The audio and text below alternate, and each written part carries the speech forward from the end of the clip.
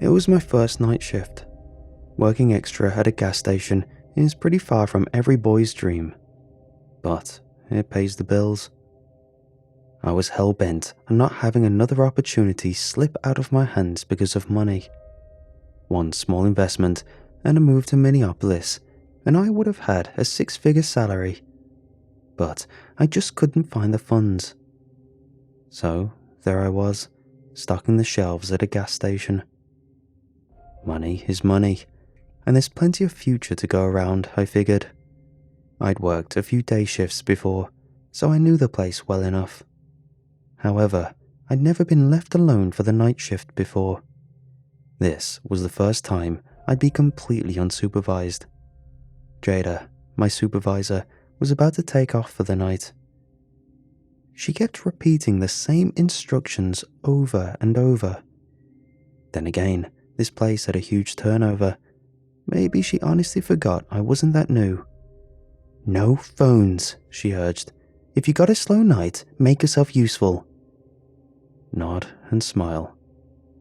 I decided to get the worst tasks out of the way early.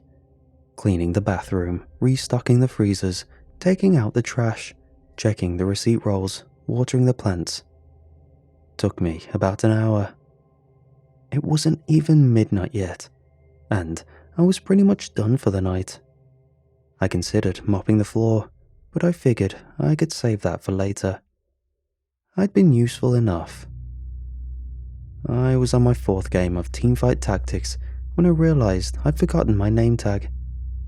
No big deal really, but figured I might as well fetch it. The manager's office was usually locked, but tonight I had the keys to it. I opened the door and started going through the drawers. Didn't take long to find the name tag. There was an entire box of them. At first, I thought they were all blank. But as I started going through them, I realized they were all previous employees. Sure, this place had a high turnover, but this? We were talking about 100 people easy. This was ridiculous. I admit, this is where I started asking myself some questions. During the day, I'd only been there for about a week, and I was already feeling like a veteran. The only people who seemed to be regulars were the managers, Jada, Kennedy, and Alicia. They seemed decent enough, so why were so many people quitting? As I got back behind the register, I realized there was a customer outside, literally just outside the door. I waved at them. There was something off. They were just standing there, but they were so close that the automated doors should have opened. And yet, the door remained closed. It was a man, late 30s, scraggly beard, rough red shirt, bit of a chunky look with sunken bloodshot eyes and a natural frown. He just stared at me. I waved at him again, but I got no response. "Can I help you?" I called out. Nothing, not a blink. I pulled out a chair and sat down. The man stayed outside, looking in. I tried not to think about it, but it was bothering me. I couldn't see his car anywhere on the cameras, and he didn't seem to want anything. I couldn't tell if he was on drugs or just being weird. I gave him a few minutes, but he just stood there. Finally, I got up from my chair. "Sir, I'm gonna have to ask you to leave." He didn't seem to listen. He was a bit shorter than me, but he had a good 50 pounds on me. He'd be trouble in a brawl. "I don't want to call the police," I said. "Can I help you, sir?" I pulled out my phone and held it up for him to see. I dialed the number and held it up for him to see. But still, nothing. Then my phone rang. Unknown caller. It was just past midnight. Without letting the unnerving man out of my sight, I took the call. "Yeah?" I answered. "Please don't hang up," a voice on the other end said. You're in danger, and I can help." I was getting nervous. I wandered back and forth, watching those bloodshot eyes follow me. "Who is this?" I asked. "I'm Angie," the voice responded. "I used to work there, same shift, same managers. I wanted to warn you." I'd seen an Angie tag in the box earlier, maybe even several. She sounded young and nervous as all hell. "In a few hours, something terrible is going to happen," she continued, "and if you're not out by then, you might as well be dead." "What are you talking about?" "Look outside." I'd been looking outside this entire time, but I'd been entirely focused on this one man outside the front door. From across the road, I could see more people, about a dozen, lumbering out to the woods. "I need you to leave," she said. "Just walk out. Nothing will happen if you just walk away. Nothing will come for you." Who are these people? What's gonna... I don't know what... "Look," she interrupted. "It's perfectly simple. Just walk out the door." Something in me screamed for me not to do it, that I shouldn't step outside and walk past these people. They felt malicious, and I couldn't put my finger on why.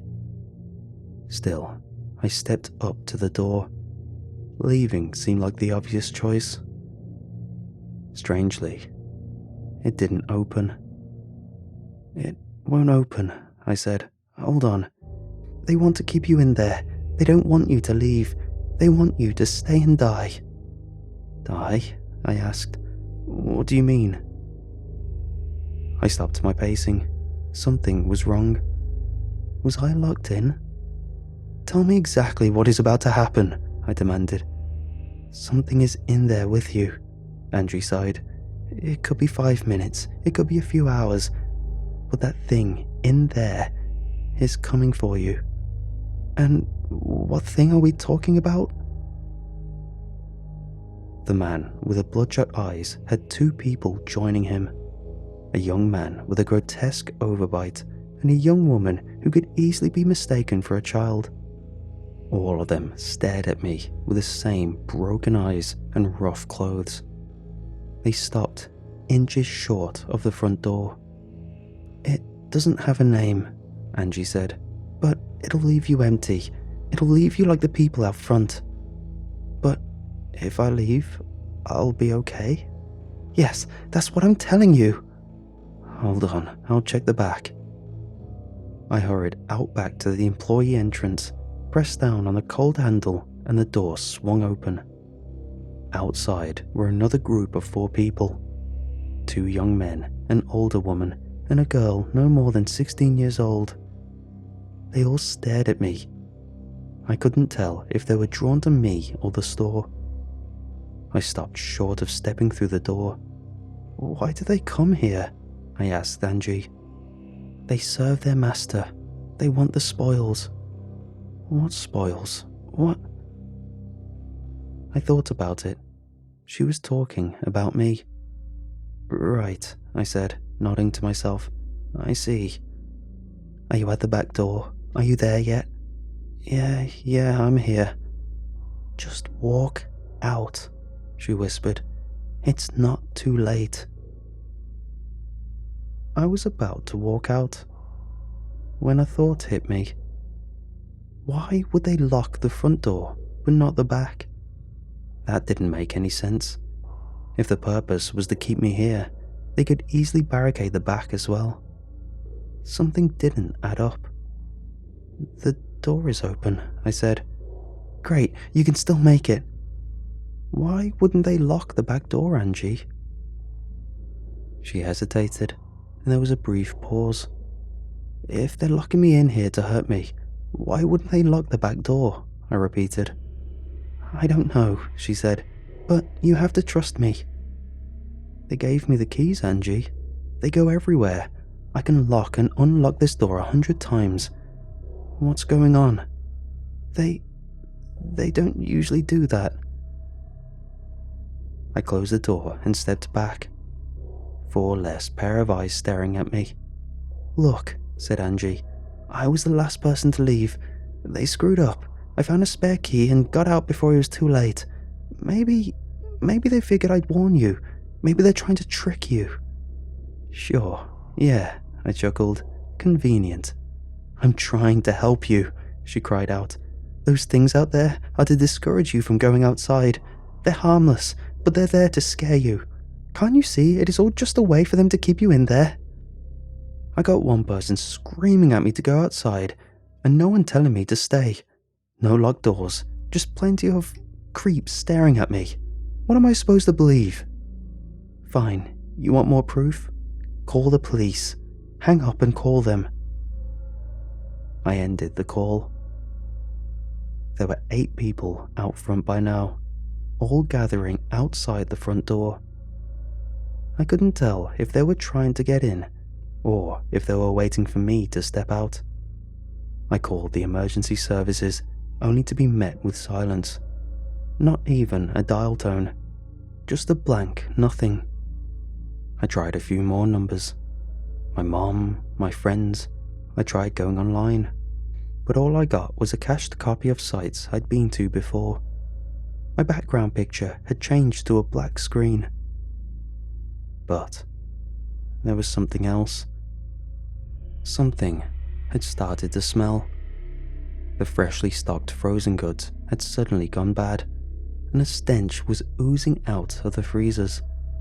Our flowers by the counter had withered and died, all except the sunflowers, which turned a sickly blue. I wasn't getting through to anyone. Being inside was awful. The single-serving frozen meals were making me gag. I figured I'd go for the landline. As I got in the manager's office, I got another call on my phone. Unknown caller. Looking back and forth between my phone and the landline, I weighed my options. I chose Angie. "How are you getting through?" I asked her. "How do you know my number?" "I still got the email password. I just checked your application." "But how come your number works? Everything else is down." "I'm calling from a private network," she said. "They don't know there's a way in." "They?" I asked. I thought it was just one thing. "No, they're working together. People don't just go missing without someone noticing. So there's like an intelligence behind it? A conspiracy?" "Yeah, people come and go in these places all the time. Are they paying you under the table?" "They figured, it was a sort of trial and no paperwork, no people missing, no records, just a box of name tags." It made sense in a way, but I needed more. I needed proof. There had to be something. "Why didn't you call me earlier?" I asked. "You could have called me as soon as I got the job or as soon as my shift started." "I had to make sure Jada wasn't around," she said. "She would have tried to trick you." "I'm not sure you're not trying to trick me. Why would I spend my time calling you from across the country just to have you fail?" she screamed. "If I was part of this, I would have just let you sit there with your goddamn team fight tactics and die." She went quiet. So did I. I counted my breaths as I looked outside. There were more of them now. "How did you know what I was playing?" I asked. She didn't respond. The silence hung in the air. "I'm asking you, how did you know what I was playing?" She was just as quiet as the man with the bloodshot eyes, still waiting for me outside the door. "You're watching. You knew I was alone. You knew I was getting antsy about the guy showing up outside." "Yeah," she sighed. "You tried to get me out as soon as he showed up. You tried to trick me before there were too many of them to scare me off. That's not..." She sighed. I could hear heavy breathing. As I paced back and forth, I was getting ready to hang up. This was a trick.